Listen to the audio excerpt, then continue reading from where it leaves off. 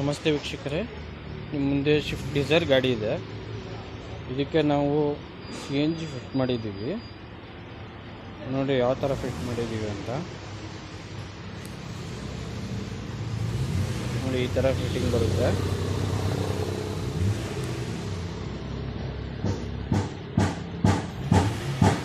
ನೋಡಿ ಈ ಥರ ಫಿಟ್ಟಿಂಗ್ ಬರುತ್ತೆ. ಸ್ವಿಚ್ ಒಂದು,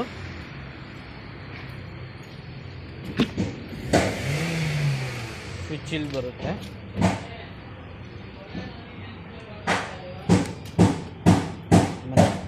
ಟ್ಯಾಂಕ್ ಫಿಟ್ ಮಾಡಿರೋದು ನೋಡಿ.